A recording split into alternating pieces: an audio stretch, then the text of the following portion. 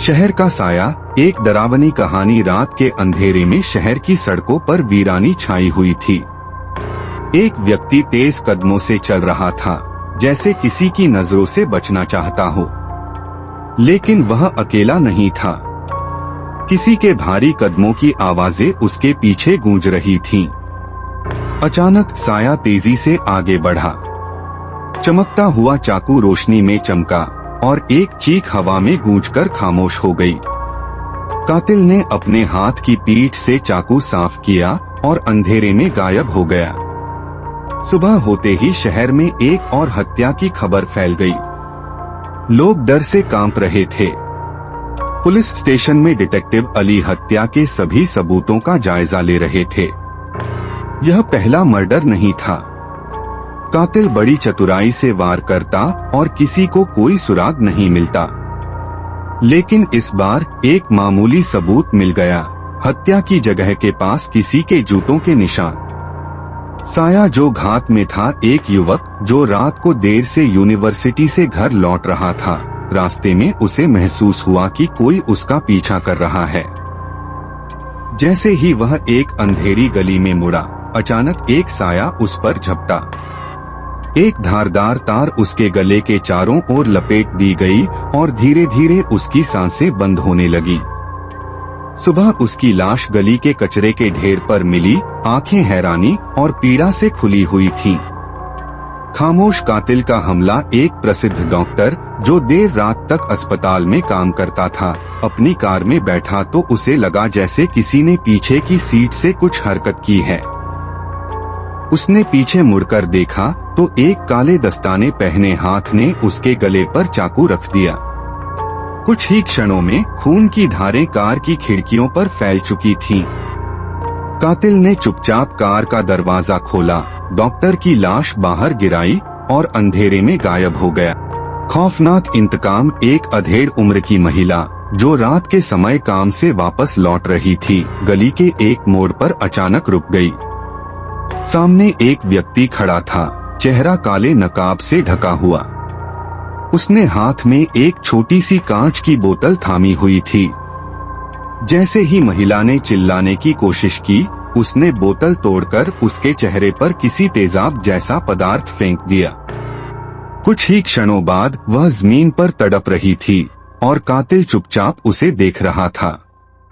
Detective Ali और उनकी team ने सभी सबूतों को एक जगह इकट्ठा किया। हर लाश को फोरेंसिक लैब भेजा गया ताकि विस्तार से विश्लेषण किया जा सके। फोरेंसिक विशेषज्ञों ने लाशों पर विशेष प्रकार के चाकू के घावों की पहचान की। त्वचा पर खरोंच के निशान दिखते थे कि पीड़ितों ने बचने की कोशिश की थी, लेकिन कातिल बेरहमी से अपने शिकार को काबू कर लेता था। पुलिस ने घटना स्थल पर मौजूद खून के धब्बों और कातिल के जूतों के निशानों का बारीकी से निरीक्षण किया। आधुनिक तकनीकी के जरिए कातिल के जूतों का अद्वितीय पैटर्न पहचाना गया, जिससे एक विशेष ब्रांड के जूतों का पता चला। शहर में कुछ ही दुकानें थीं जहां से ऐसे जूते खरीदे जा सकते थे। डिटेक्टिव अली ने अपनी टीम के कुछ सदस्यों को उन दुकानों पर तैनात किया ताकि संदिग्ध व्यक्तियों की निगरानी की जा सके। खौफनाक इंतकाम। इस दौरान मृतकों की पोस्टमार्टम रिपोर्ट आई। रिपोर्ट्स ने यह साबित किया कि कातिल एक विशेष प्रकार के नशीले रसायन का इस्तेमाल करता था, जिससे शिकार बेहोश हो जाता था और फिर उसे बेरहमी से मारा जाता था। यह रसायन केवल कुछ विशेष प्रयोगशालाओं में उपलब्ध था। पुलिस ने उन प्रयोगशालाओं की सूची तैयार की और उनके कर्मचारियों से पूछताछ शुरू कर दी।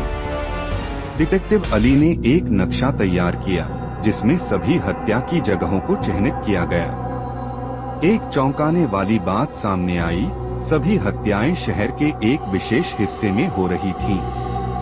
इसका मतलब था कि कातिल उसी इलाके में रहता था या उस जगह से अच्छी तरह परिचित था।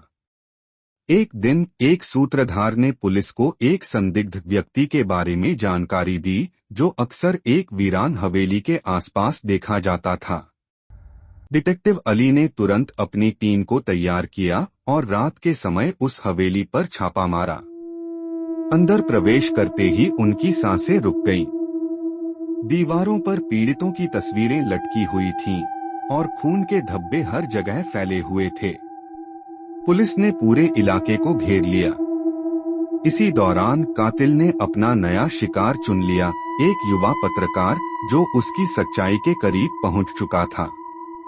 वह हवेली के एक कमरे में बंधा हुआ था, जबकि कातिल चाकू की धार को चमकाते हुए उसकी ओर बढ़ रहा था। लेकिन इस बार पुलिस पहले से तैयार थी। हवेली पर धावा बोला गया, गोलियां चलीं, चीखों की आवाजें आईं और आखिरकार कातिल को जिंदा पकड़ लिया गया। उसके चेहरे पर एक अजीब मुस्कान थी, जैसे वह अभी भी कुछ छुपा रहा हो। अदालत में कातिल ने हर हत्या का स्वीकार किया। उसने कहा, यह सब एक खेल था और शायद यह अभी खत्म नहीं हुआ। जज ने उसे सबसे कड़ी सजा सुनाई। शहर में शांति लौट आई, लेकिन क्या यह कहानी सच में खत्म हो गई थी या अंधेरे में कहीं और कोई साया जन्म ले रहा था? अगर आपको मेरी यह कहानी पसंद आई हो तो कृपया इसे लाइक करें, अपने दोस्तों के साथ शेयर करें और इसी तरह की और रोमांचक कहानियाँ देखने के लिए मेरे चैनल न्यू हिंदी कहानियाँ को सब्सक्राइब करें। साथ ही नीचे दिए गए बेल आइकन को दबाएं ताकि आपको नई कहानियों की सूचना तुरंत मिल सके। अगर आप चाहते हैं कि आपकी पसंदीदा कहानी या आपके नाम पर कोई कहानी बनाई जाए, तो नीचे कमेंट करके हमें जरूर बताएं। आपकी राय हमारे लिए बहुत महत्वपूर्ण है।